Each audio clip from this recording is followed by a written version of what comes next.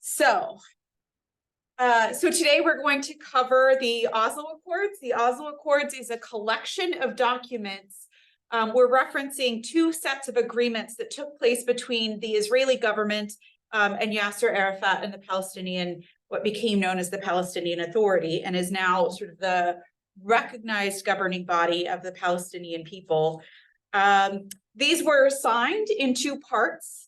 First in 1993 in Washington, D.C., and then another one was signed in 1995. But there's also a collection of documents that are related to this. There's first the exchange of letters that would take place between Yitzhak Rabin and Yasser Arafat, and we'll get to those. And then there would be the first signing of the Declaration of Principles of self-government, of interim self-government. And then there would be a series of agreements in between 93 and 95. And then in 1995 would be the interim agreement on self-government known as Oslo II. So this image here is one of the several iconic images referencing the 1993 signing process that occurred in Washington, D.C. in October 1993. Yes. And so here we have various representatives from the government of Israel and of the Palestinian people, as well as Bill Clinton. So we've got Yitzhak Rabin and Yasser Arafat here. This is Mahmoud Abbas, who is the current president, who was also present at these agreements. So altogether, these are usually referred to as the Oslo Accords, and at other times they're distinguished as Oslo I and Oslo II. And as part of this process, one of the first things that occurred was that Yasser Arafat would agree to recognize Israel. Israel would agree to establish limited self-government for the Palestinians. And we will talk a little bit about the people who were involved and the process of the government itself, like what the agreements laid out. And then we will be looking at kind of the fallout or the consequences of the agreements and where they stand now. So as I said, they were two separate sets of multiple agreements between the Palestinian Liberation Organization and the Israeli government. They were brokered in part, not really, by the US government. We'll talk a little bit about that here in a second. It was celebrated as this pivotal moment toward peace, but in many ways, it was an immediate failure in terms of the ultimate goals for Palestine of achieving an independent state, as well as for the ultimate goals of Israel of gaining increased security. And Rabin's assassination in 1995 would reveal some very serious fractures within Israel and Israeli politics, as we are now still experiencing the consequences of that. So we can get a slide. So here I'm going to introduce the two main figures who were part of this agreement. The first of these is over here, is Yitzhak Rabin. He was born in Mandatory Palestine in Jerusalem. And as a young man, he served in the Palmach, which was part of the Haganah Brigade. This was one of three technically illegal Jewish militias that had been formed by the Zionist Yishuv community during the mandate period. The British government was the official government. It provided the military security and forces. It did not recognize the Haganah, but it actually did cooperate with the Haganah frequently throughout the mandate period.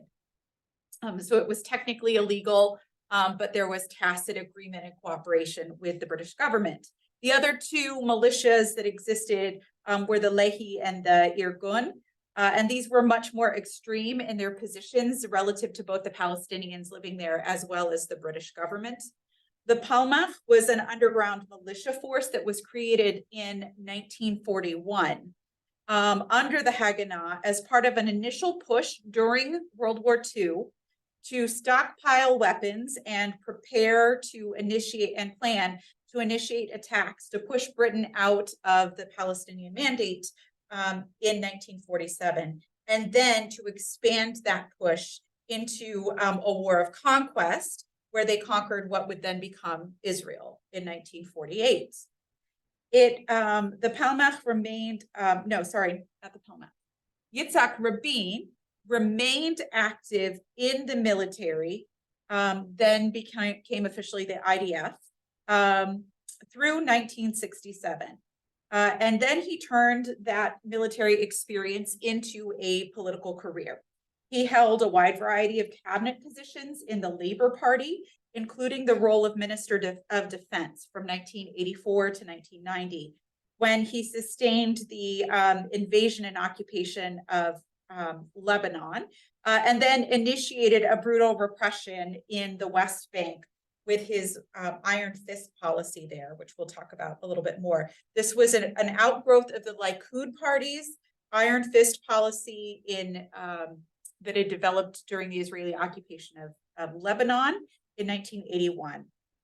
Scholars at the time and since have pointed to these harsh policies, this iron fist policy, as bringing the United States government and some of the international community around to recognizing Yasser Arafat and the PLO, because Israel's response, its brutal campaign under these iron fist policies, exposed Israel to the world stage for criticism in reference to sort of the cruelty of this policy on the West Bank and in Gaza. So Yasser Arafat was an Egyptian Palestinian man. His parents were living in Cairo around the time that he was born. I've seen a few different sources that talk about him being born in Cairo. Other sources talk about him being born in Jerusalem. I think there's some skepticism about whether he was actually born in Jerusalem and that he used that as a justification for sort of his strong Palestinian position and to sort of bolster his connection with Palestine. So his parents were Egyptian Palestinian. He lived for a short time in Cairo, and then when he was about 4 years old, for several years, he went to Jerusalem and lived with his mother's family there. His mother had died, and until his father remarried, he stayed with his mother's family in Jerusalem. And then as a young boy, he moved back to Cairo, and at 17, he started sort of studying, going to college, and became active in the underground Palestinian resistance movement that was being based out of Cairo. He became active in organizing this from Cairo, along with other activists, in particular after the Arab armies had failed in 1948 to defend Palestine. So he was there, got his start in Palestinian activism and resistance, and then went on in the 1950s into Kuwait, where he worked as an engineer, and then also continued building up networks of people that he could resist with. In 1965, he was part of and maybe established this, I'm going to call it a ragtag armed resistance movement in connection with an armed resistance movement that was developing in Egypt. In the 60s. Egypt sponsored the Palestinian Liberation Organization, and then began sort of establishing that and building it up as part of the Arab Legion forces under Egyptian control. In 1967, these forces were active in the war between when Israel attacked Egypt, and then Egypt responded, as did some of the other Arab countries. And the 1967 war was very much seen by many Palestinians as a moment in which they realized that the pan-Arab kind of movement and the support of Arab states broadly was not going to be very helpful to them. So it was a devastating loss for all of the Arab forces to Israel in a very short period of time. And in response to that, many Palestinian militants, such as Yasser Arafat, felt that they were being held back and or abandoned by the Arab forces, and so decided among themselves that they were going to have to take a more militant and independent response, separate from the interests of the Arab states. So he charged ahead with what became Fatah, the sort of armed wing of the Palestinian Liberation Organization, and began to continue fighting Israel in the wake of 1967 from Jordanian borders and into the West Bank until 1970, when the PLO threatened the Jordanian government itself, like very nearly toppled the Jordanian government in Amman. And then Arab forces came in and sort of diplomatically helped negotiate for the PLO to then move to Lebanon. And then this would play a role in the breakdown of the Lebanese politics that would launch the Lebanese Civil War.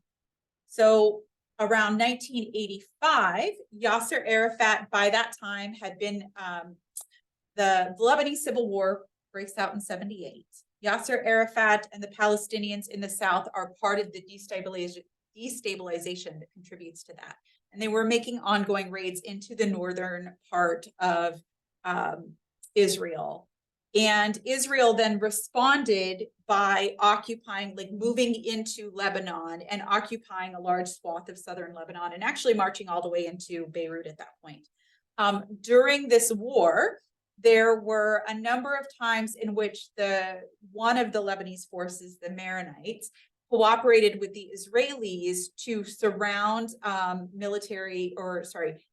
Palestinian refugee camps. And one of the most famous of these is the Sabra and Shatila massacres, in which Palestinians and Palestinian militants were in a refugee camp.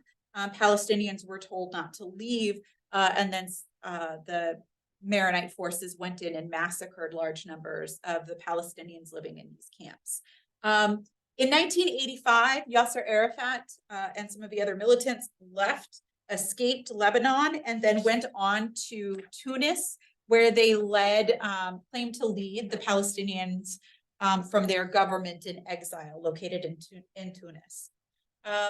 If you were here in some of our earlier discussions, then when we have talked in the past about the rise of the Intifada, the shaking off of the occupation began sort of exploded in sort of popular grassroots unrest and resistance in 1987 from the Gaza Strip, and then spread quickly to the West Bank.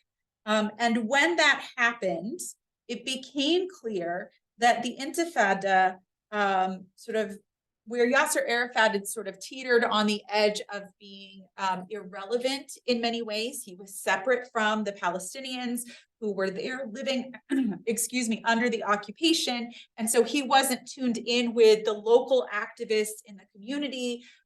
He wasn't tuned into the circumstances on the ground, and was sort of coming to be seen as kind of maybe not quite as relevant as he had been. So by 1988, in response to this uprising, and he tried to get more directly involved. And so by 1988, he expressed a willingness to recognize Israel and to begin the process of working toward a two-state solution. By 1991-92, as the Intifada is starting to sort of taper off under these policies that Yitzhak Rabin, sort of the oppressive policies of Yitzhak Rabin and the long-term exhaustion of 5 years of ongoing resistance, Yasser Arafat and Yitzhak Rabin began these back channels of discussions around the possibility of developing secret negotiations. And they would end ultimately in what becomes the Oslo Accords. So what was the impetus for the Oslo Accords? I've already hinted to some extent at the Intifada and discussed the Intifada again previously, particularly when we talked about the Hamas charters. But as a quick refresher, as a reminder, they started in December 1987 following an Israeli military vehicle killing 4 Palestinian workers in Gaza in one of the camps there. And so between 1987 and 1991, there was this sort of communal grassroots organized resistance. It's at this time that we see the official founding of Hamas as separate from and distinct from the Muslim Brotherhood.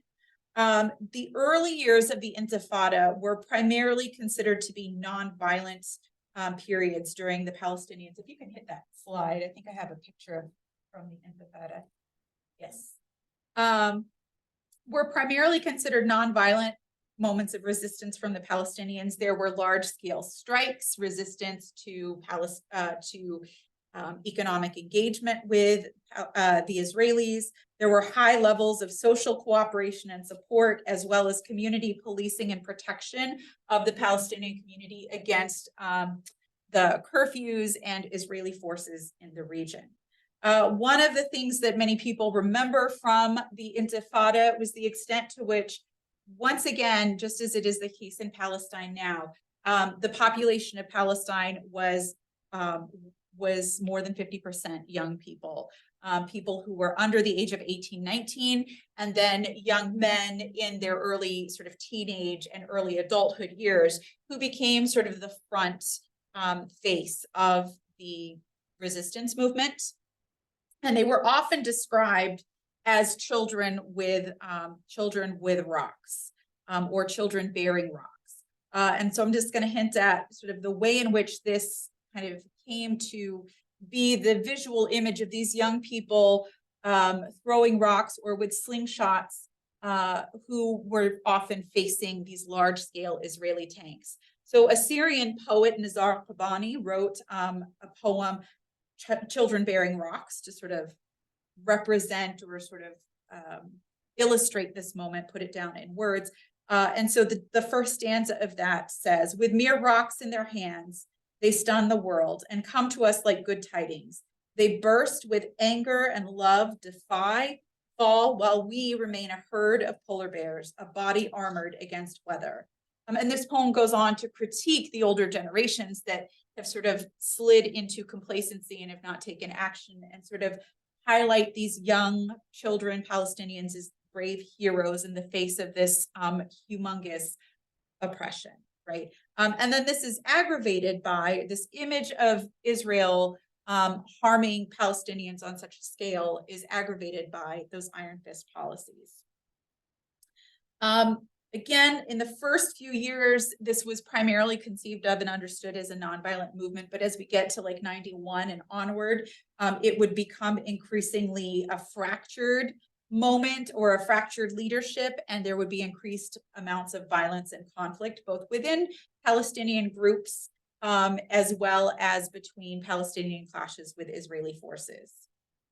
By the end of the Intifada, Israeli soldiers killed around 1,000 Palestinians, had injured 18,000 Palestinians, had jailed 175,000 Palestinians, and an estimated 23,000 were subjected to torture. 2,000 Palestinian houses were destroyed, and there was a significant decline in the standard of living for Palestinians in the occupied territories. And all of this created sustained pressure, international pressure against Israel to move forward with some kind of new approach. There were some other international contributing factors that created this moment where something like the Oslo Peace Accords could occur. One of them was that between 1991 and 93, there was a moment for these kind of talks. The USSR was dissolving. There was also, and the Soviet Union had been one of the primary backers and allies on the international stage for the Palestinian resistance movement. There had also been the Iraq War, which had been, there had been a war from 1980 to 1988 between Iran and Iraq. And then a couple of years later, there would be the 1991 Gulf War. And during this moment, Iraq had actually sent a number of missiles over into Israel. And this was a pretty serious assault on Israel, and many Israelis felt very nervous and anxious and wished for some sort of more peaceful kind of existence. Israel had also had this experience of the Intifada, both kind of the ongoing disruption of its economy, the exhaustion for Israeli people, the uptick in violence, and the disruption of people's lives.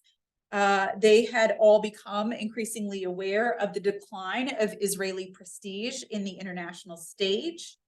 And then the United States had begun the process of building relationships with Arab states in opposition to the Iraq War. So the Arab world itself had been very divided during the Iraq War. And so the Americans had really made some overtures to make connections with Kuwait, better connections with Saudi Arabia, other states in the Gulf, and other parts of the region.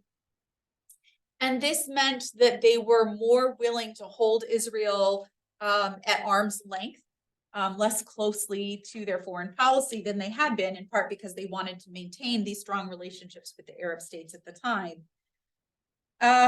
And then, let's see. Okay, so that was motivations on the side of Israel as to why it was a good time for them to feel pressure to participate in some sort of peace agreement or process moving forward. For Palestine, there were, and for Palestinians, there were some other kinds of pressures at play. Yasser Arafat found himself in something of a tenuous position. He had backed Saddam Hussein in the Iraq War, and that had put him on the outs with a lot of the Arab states who were frustrated with him for going against their best interest. And so he didn't have as much clout within the Arab world as he had previously. Palestinians had faced an extensive economic decline and human losses, both of life, of mobility, of sort of dignity during the Intifada, and the cruelty of the response to the Intifada. Yasser Arafat was also in a tenuous position because Hamas had sort of grown in power as an oppositional movement to the PLO, as a balance to the PLO. And there were other additional movements that were starting to erode his sort of power and influence, including the rise of the Palestinian Islamic Jihad movement. He had lost the Soviet Union as one of his key allies. And in addition, with the collapse of the Soviet Union, there was also an uptick, a large wave of immigration from the Soviet Union of Jews in the Soviet Union to Israel, thus kind of putting pressure on the rise of settlements and so on. And so there was this moment where it was like, you have to, as if the Palestinians didn't make some sort of overtures, they would lose even more territory to settlements that had already been building up.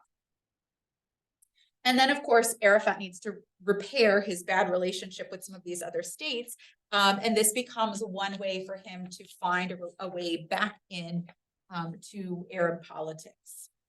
So the Oslo Accords, as I already mentioned, then would consist of an exchange of letters of recognition and the signing of the Declaration of Principles. And I'm going to begin by saying that in 1991, there was a Madrid conference where there was discussions about peace. And then between 1991 and 1993, there were these back channels of indirect and then direct negotiation between Yasser Arafat and the Israeli government, primarily Yitzhak Rabin. And then they finally met and sort of tidied up a lot of their decisions and their ideas in Oslo. And these were so incredibly secret, not even the American government was really involved in or understood what was happening when it came to the Oslo meetings. But it was determined that it was such a politically sensitive issue that the only way the two of them could come together to have these discussions was through complete and total secrecy. So if you could hit the next slide. There would be two, in the first set of agreements. So the agreements are made kind of in Oslo, and then there would be in 93, this signing ceremony in Washington, DC. But what happens is that at the same time, Yasser Arafat and Yitzhak Rabin exchange a set of letters. And the letter from Yasser Arafat to Yitzhak Rabin indicates a few important points that I want to bring your attention to. The first of these is that they would be signing a Declaration of Principles, which marks a new era in the history of the Middle East. And in firm conviction thereof, Yasser Arafat would confirm the following PLO commitments. that the PLO recognizes the right of the state of Israel to exist in peace and security. That's one. Two, that the PLO accepts UN Security Council resolutions 242 from 1967 and 338, which involves Egypt, and then came out in 1973.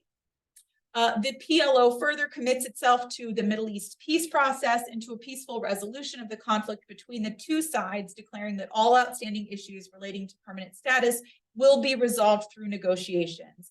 And it says that it considers this a historic event, that it should be an epoch of peaceful coexistence, free from violence, and all these other kinds of things. Okay, so there's this letter here. In response, can you click in the next one? In response, Yitzhak Rabin writes this letter. In response to your letter of September 9th, 1993, I wish to confirm to you that in light of the PLO commitments included in your letter, the government of Israel has decided to recognize the PLO as the representative of the Palestinian people and commence negotiations with the PLO within the Middle East peace process. I want to note here, I'm going to repeat a piece, that the government of Israel has decided to recognize the PLO as the representative of the Palestinian people. That does not say, that does not recognize Arafat or the PLO as a state, or recognize their status as a state, or the Palestinians as having the right to a state. And I'm flagging this now because it's important. All right, so if we go to the next one, I don't subject you to the entire agreement here in very small letters. But if you're watching online, you can click through to the UN site and it'll take you to the actual document itself. What I've got here is a list of all of the articles in this initial agreement that are signed in 1993. And I'm going to point out a few highlights from the various pieces of this that I think are really important for thinking about critically as we then look to what happens in the years that follow. Okay, so first of these is that the Declaration of Principles that identifies in the preamble that the government of the state of Israel and the PLO team, or the PLO delegation is what it would be referred to, or the Palestinian delegation representing the Palestinian people, agree that it's time to put an end to decades of confrontation and conflict. Again, the Palestinian people with their representative in the form of the PLO or the Palestinian delegation. It does not reference Palestine. It does not reference a state in any way, shape, or form. And it calls for ending conflict, striving to live peacefully, and then developing a lasting and comprehensive peace, etc. And then lays out a bunch of principles. So in Article 1, it says that it's going to establish Israeli-Palestinian negotiations. Again, no reference to a state. For the plans to develop a council and that it will use as sort of its framework that leading to a permanent settlement based on Security Council resolutions 242 and 338, understanding that all of this has to be negotiated in details. It says that it's going to develop a framework for an interim period, we'll get to, that there will be elections, that the Palestinian people, again, referencing Palestinian people, not people of Palestine, the Palestinian people in the West Bank and Gaza Strip will be governed via elections and democratic principles, moving toward the realization of legitimate rights of the Palestinian people and their just requirements. Okay, their just requirements. In Article 4, under jurisdiction, it says that the jurisdiction of this elected council will cover the West Bank and the Gaza Strip territory, except for issues to be negotiated in the permanent status negotiations. And the two sides view the West Bank and the Gaza Strip as a single territorial unit. Again, not as a state, as a single territorial unit whose integrity will be preserved during the interim period. Article 5, it says there will be this 5-year transitional period that will begin upon the withdrawal from the Gaza Strip and the Jericho area, and that it is understood that these negotiations shall cover all of this. What I'm saying is it hasn't happened yet. It's not in this agreement, but a future agreement will address the remaining items, including Jerusalem, refugees, settlements, security arrangements, borders, relations, cooperation with other neighbors, and other issues of common interest. Okay, so all of the real meaty, gritty stuff will be addressed in a future interim agreement. Still hadn't happened. It says that there would be in Article 6 a preparatory transfer of powers and responsibilities, that upon entry into the force of this declaration, this one here, and the withdrawal from the Gaza Strip and the Jericho area, there would be a transfer of authority from the military government to the authorized Palestinians for the task of government. It also says that authority will be transferred to the Palestinians in the following spheres. So limitations, it's not all encompassing. That is education and culture, health, social welfare, direct taxation, and tourism.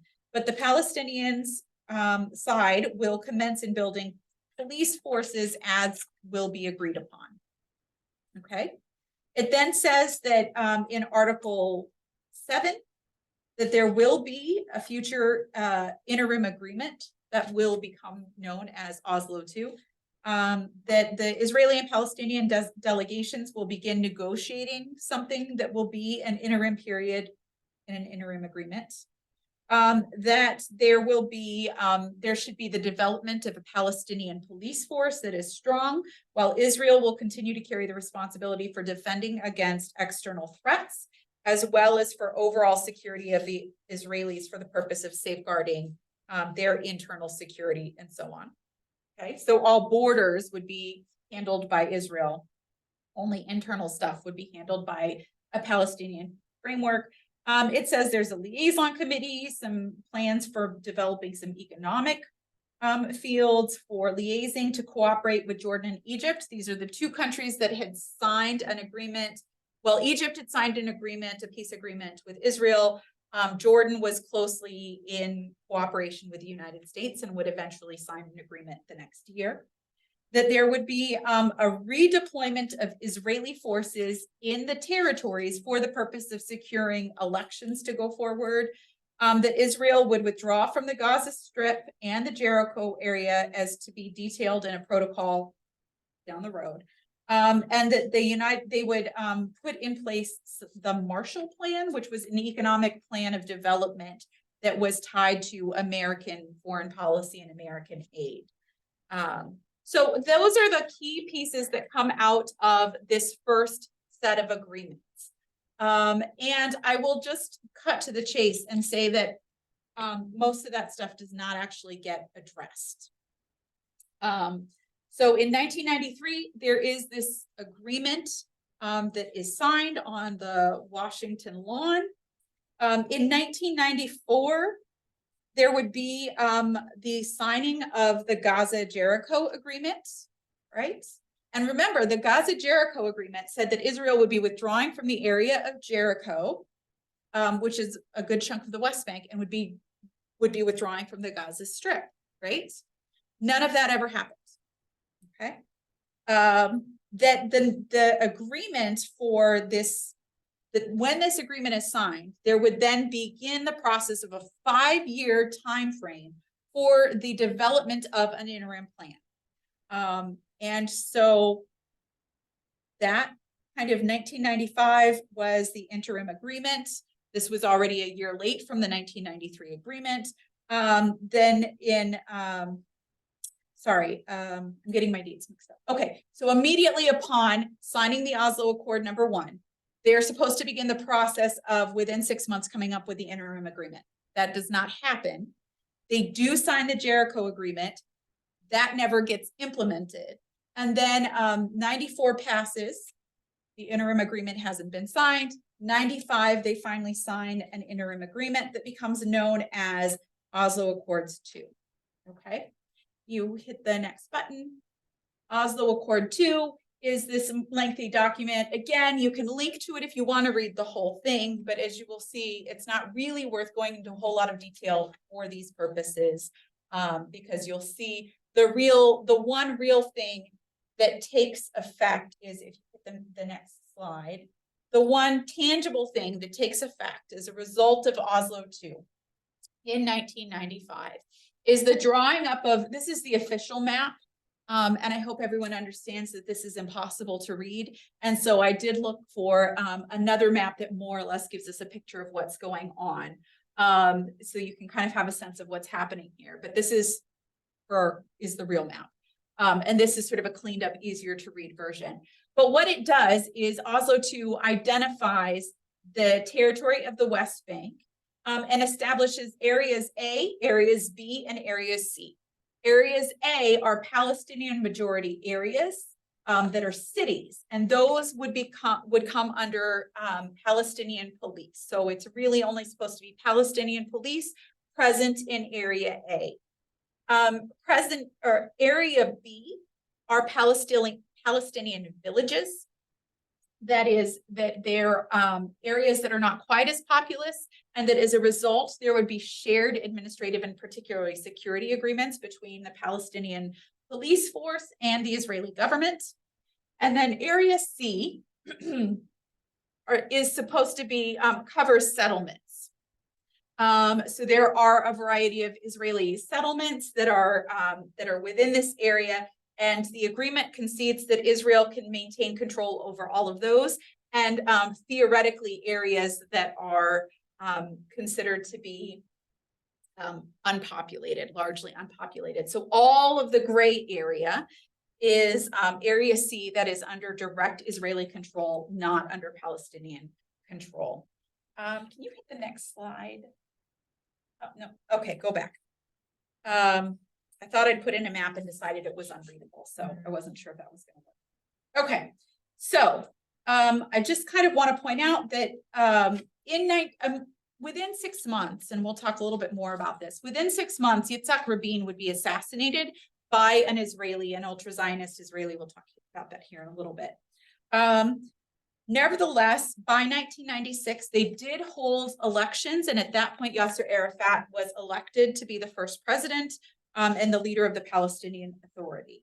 But there were already concerns, because within the context of this agreement, what it meant is that, at least in Palestinian minds, we can talk about some opposition and different interpretations from the Israeli side, that 60% or 70% of the West Bank, all of this gray area, was up for negotiation in terms of what a final settlement would look like. Oslo II also, in addition to all of this, allowed for a number of bypass roads that gave Israel extensive control over the movement of Palestinians within the West Bank, as well as control between that single territorial unit, that is Gaza and the West Bank. So there is no connection of these two territories to one another. And all of this gray territory is territory that Israel has sole military control over. And as we all should know by now, this territory has been continuously expanded with Israeli settlements, so that if and when it comes down to a peace agreement, those settlements will become facts on the ground that make it harder for Palestine, theoretically, to negotiate to keep those as part of a Palestinian state. Okay. All right. Then in 1999, there's one more thing. In 1999, the interim period is supposed to have ended. So the agreement in 95, indicated that there should be, by 1999, a permanent agreement in place. That obviously has not happened. So 1999 has come and gone. The interim period has expired, and we are left without a fully implemented Oslo Accord situation. So if you go forward now, thank you. In terms of what occurred in the immediate aftermath of Oslo, in the immediate moment that the first accord was signed, polls demonstrated that at least 60% of Israelis were in favor of the Oslo Accord, were in favor of moving forward. Avi Shlaim, who I've talked about extensively previously. So Avi Shlaim, a Jewish Israeli. His family originated from Iraq. They migrated to Israel. He grew up in Israel and has since gone on to live in England and is anti-Zionist in many of his perspectives. Up until 2000 and so on, he referred to himself as a post-Zionist, but now he's more recently he's been taking more and more critical response approaches to what the Israeli government has been doing. But in 1994, immediately after the accords were signed, he wrote in a piece, despite all its limitations and ambiguities, the Declaration of Principles for Palestinians marked the mother of all breakthroughs in the century-old conflict between Arabs and Jews in Palestine. The Oslo Accord is historic because it reconciles the two principal parties of the Arab-Israeli conflict. Mutual denial has made way for mutual recognition. So he is in that moment, if not euphoric, very sort of optimistic in terms of what this means, views it as this important moment, step forward. By 2016, he would become much more measured and sort of critiques the way and Israeli response would become more measured too in terms of reflecting on Oslo. Rabin also faced a great deal of opposition from other members of Israel.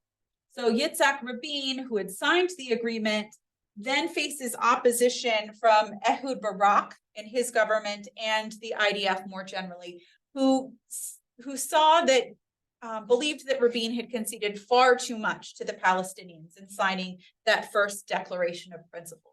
And so there was some moderate resistance, I would say, to Rabin's plans and agreement to sign on to the Oslo Accords.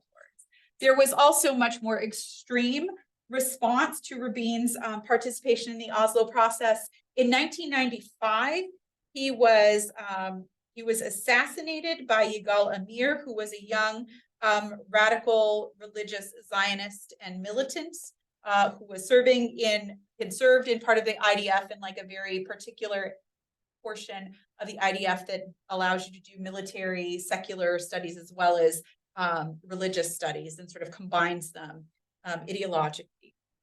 So he assassinated Rabin, and then Rabin, after his death, Ehud Barak takes over and is then defeated in 1996. And he's defeated by Benjamin Netanyahu. In 95, when Yitzhak Rabin signed the second agreement, Netanyahu gave a speech referencing, calling this whole thing a surrender agreement. So he got on stage and criticized this as a surrender agreement. And he said that Rabin had caused a national humiliation of Israel by accepting the dictates of the terrorist Yasser Arafat.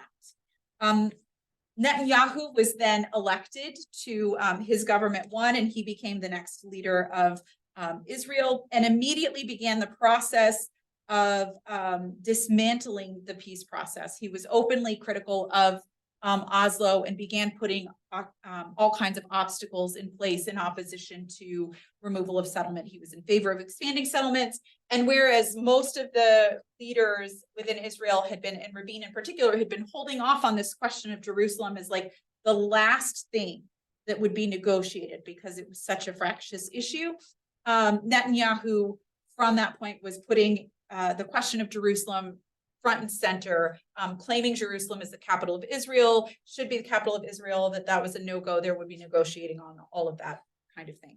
So took a very strong position. By 2012, Israel looking back, a number of Israelis looking back at aspects of what was happening in terms of the Oslo Accords would consider this a failed peace process. And there were, for a while, about 2 responses, and I've actually heard these responses more recently in describing what happened after the Oslo Accords, but they called it a failed peace process and would either blame Arafat for starting the Al-Aqsa Intifada in 2020 or 2002. When did that happen? Yeah, would blame Arafat for the second Intifada, the Al-Aqsa Intifada, and then would blame him for not controlling the extremists in his camp because he was incapable of doing that, or would argue that he never actually meant peace in the first place, and that he had actually participated in initiating some of those attacks. And these ideas were articulated, I found them articulated very neatly by Raphael Cohen El-Magor, who put this idea forward in an article that he put in Israel Affairs Journal. But I've actually heard this kind of language being used to describe it when I was in Israel a couple of years ago, and more recently in a couple of conversations with people defending Israel's position and so on. So these ideas are reiterated over and over again by Israelis as the main reason for the failure of Oslo, which is that it was Arafat's fault. He never intended to negotiate in good faith, or he was incompetent. In terms of the Palestinian response, there were a couple of things that occurred. The first of these was that in the immediate aftermath of the first agreement, a number of members of the PLO Executive Committee resigned. Mahmoud Darwish, who we talked about, the poet and thinker, he resigned immediately. He felt, along with many others, that Yasser Arafat had sort of moved forward without sufficient consultation. They didn't know what he was getting ready to sign, didn't see it until the day he was signing it. Mahmoud Darwish sort of put himself, or described it later, that he wasn't opposed to the Oslo Accords. He expressed doubts about them, but he wasn't opposed to peace. And he also said he would always be, like, once Palestine became a state, he would be in opposition to the state as well, because he wanted to be critical and ask for demand better at all times, right? So that was one response. The other was Hanan Ashrawi. So she has been a university professor, a professor of English. She's also been the Minister of Education. And in a very recent, both in one of her autobiographies, and then also in a very recent podcast, she said, in terms of expressing doubts about the Oslo Accords, I saw the Accords, the first agreement on principles, just before the signing of the White House lawn. And I was very upset. And I said, can we renegotiate this? This has all the elements of what not to do when you're negotiating, particularly in this power asymmetry and when an occupier and occupied are negotiating. And you make everything subject to the approval of the powerful party of the occupier. That is, they had negotiated from a place of weakness, and that what they had conceded was far too much for her to be party to in that moment. So she and others resigned in protest. That said, for many Palestinians, polls suggested that this was the beginning of the end of the occupation, and they were largely in favor of establishing a peace process. Hanan Ashrawi went on to say that what ultimately led to complete disappointment for the Palestinians was that they thought that this was the beginning of the end of occupation, getting Palestinian rights, leading to statehood and sovereignty, and the exercise of self-determination. There was very clear, including, of course, that it was very clear that there would be the right of return. She continues, to the Israelis, it was a basis for reorganizing the occupation, for handing over administrative, functional, and technical duties to a Palestinian leadership, while maintaining their control and their sovereignty, Israeli control and sovereignty, over the land and the resources and even the people as they see fit. She then goes on to criticize the American component by saying that the American team was committed to autonomy, which is essentially functional rather than territorial or sovereign. And they didn't want to deviate from that. But the Americans were certainly taking their cue and in many cases their instructions from the Israelis.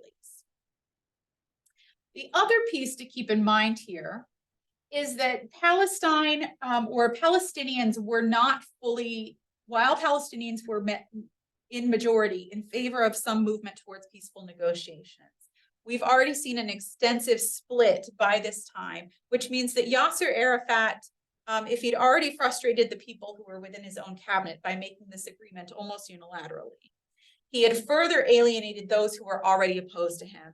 And we saw that there was already enough people opposed to or in opposition to his approach, given that people were supporting Hamas, had begun supporting militant jihad, or had begun to see Arafat as out of touch with the Palestinian needs and expectations. So while he had support for some kind of peace process, he did not have support of a united Palestinian community in favor of the decisions that he was making. The other thing that came out of this was that in response to the Oslo Accords, there was a weakening, and I would say it was too soon, the weakening of Arab state support for Palestine. That is, by 1994, Jordan entered into a peace agreement with Israel and made their relationship official. And then at the same time, the Arab League states, which had generally stood strongly behind the PLO in favor of supporting their calls for independence, the Arab League states had already started discussions among themselves to begin lifting boycotts and normalizing relationships with Israel.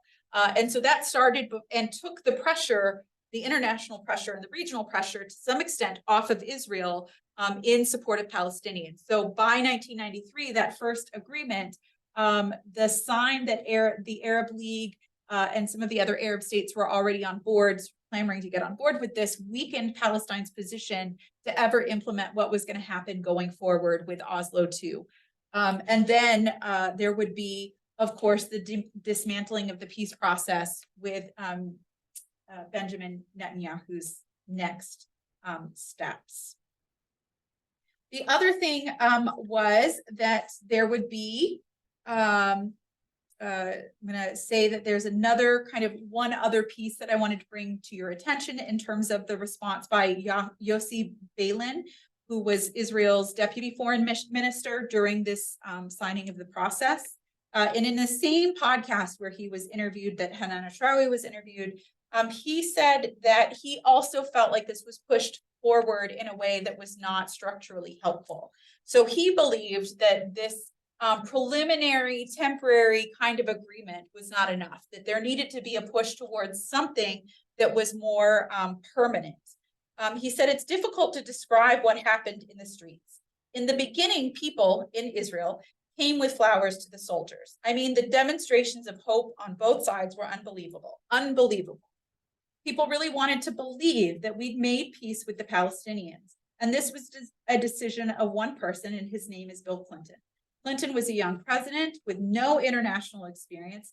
He needed one. He needed a success, and he got it as a surprise. He didn't have anything to do in order to have a historic agreement between Israel and Palestinians, but sort of the push to make sure that Bill Clinton got the credit for it and that all of this came together was part of the decision-making behind all of this. So we had called for, Yossi Beilin had said, we need something that's a little bit more permanent, a little firmer than what you're putting together.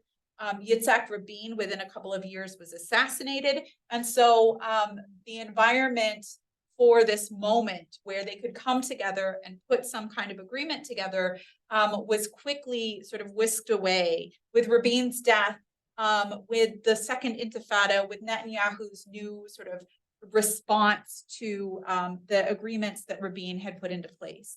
And so in the wake of 96, when Netanyahu comes to power, we see a further decline and a polarization within Israeli politics that would continue to happen all the way until where we've been for the last 5 years, with the Israeli government falling with some regularity. And we can see, I think, some really interesting continuities in Netanyahu's opposition to the Oslo Accords and the continuing unfolding of relations as we see them now. So those are the Oslo Accords. If you want to hit the next slide, you've got my selected sources. If you're interested in them, some just for interesting reading, and some that are specifically referencing stuff that I quoted from. So yeah. If there are any questions, I am happy to take them.